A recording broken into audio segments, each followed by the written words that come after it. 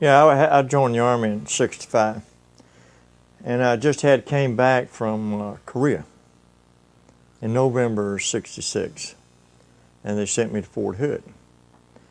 So I was with the 8th Company, 1st 6th, and we were training trainees, that just came in the Army. And then when they came down and said that they were organized in the 198th,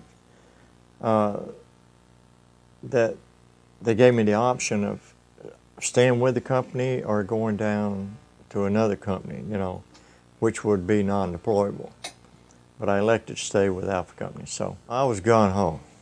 And apparently the trainees were the guys that ultimately went to Vietnam with. So it was just I liked the guys and I liked what I was doing, so I decided to go with it.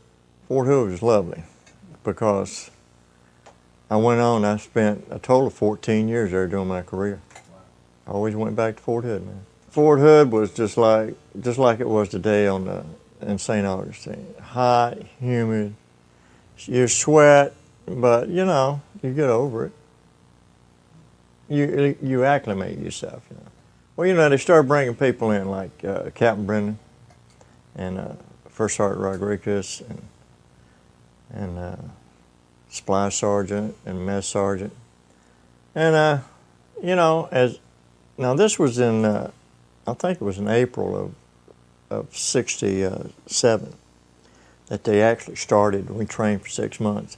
So after 6 months training, you kind of bond with it, and we were ready to go. Oh yeah, yeah. I mean, over 3/4 of them were draftees, but those made the best soldiers because they knew they only had 2 years to do and to get out, But we had no problems. The Upsure, man, was it was pretty good, but on stormy days, it was just like a toy in the water.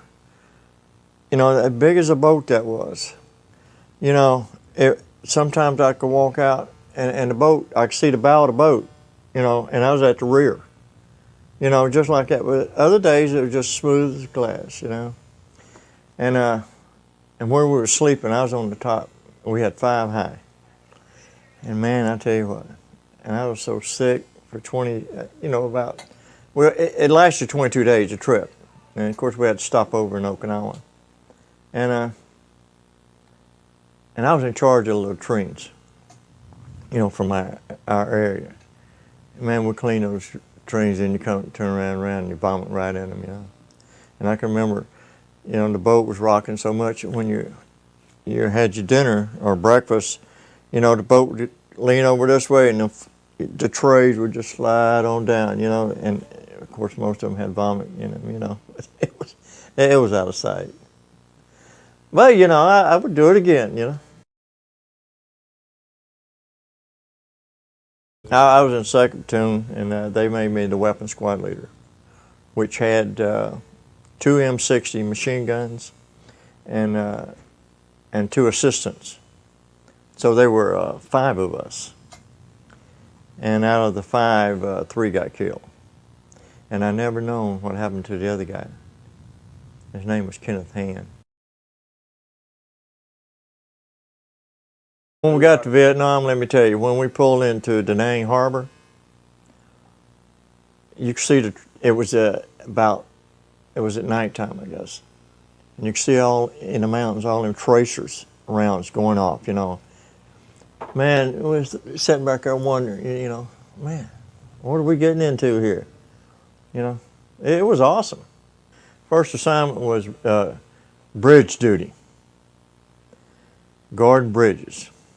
And, you had a bunker on one end and a bunker on the other end, and I guess our job was to stop the Viet Cong from, going from over or through or whatever, It wasn't very exciting.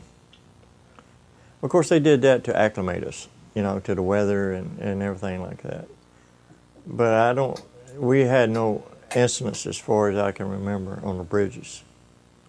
But I do think that our first one killed.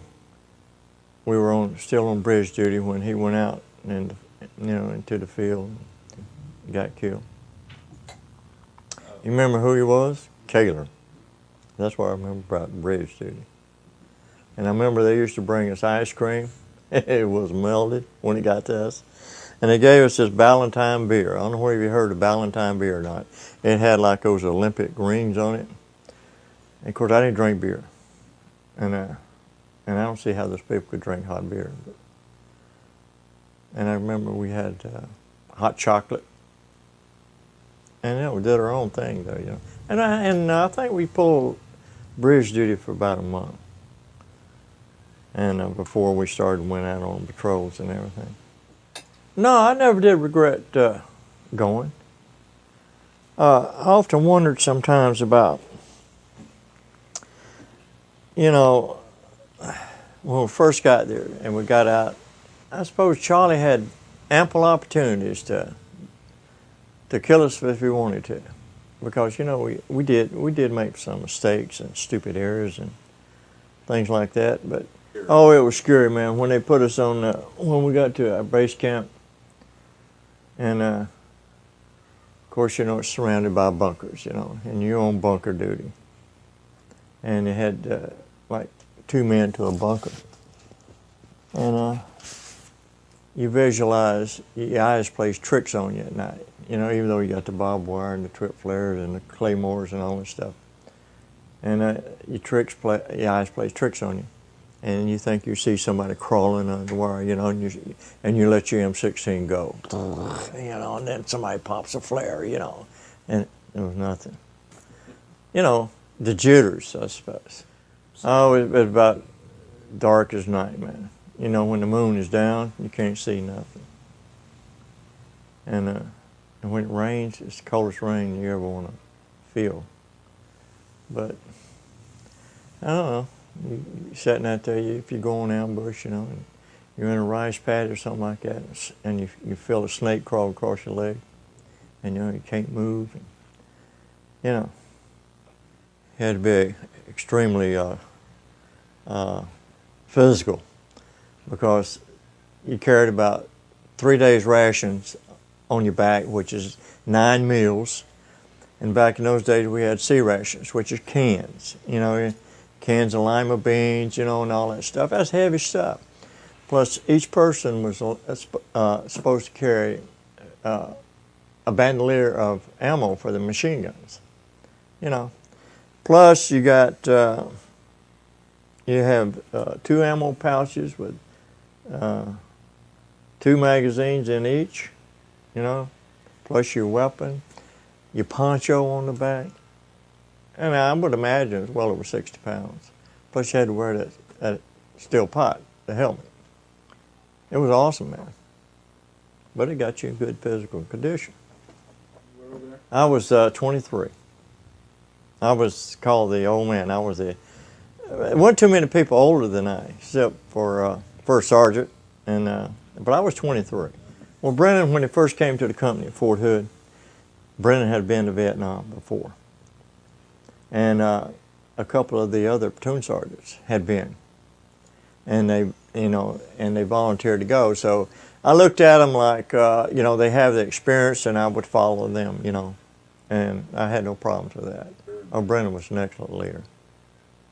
He wanted to give me an Article 15 one time, because, we was going somewhere and we took a break, and the guys, you had to watch the guys now, because to make things easy, they would unload some of the stuff, and just leave it there.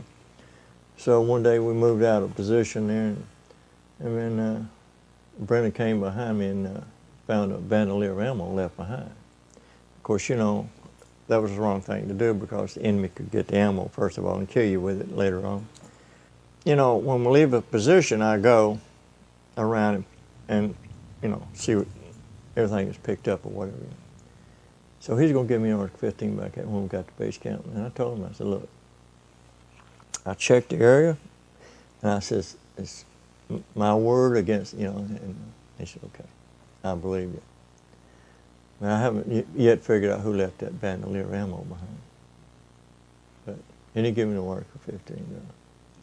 But Brendan was an excellent leader. Brendan was the type of guy that sometimes when he went out with us, he was fearless. Thought a lot of Brendan.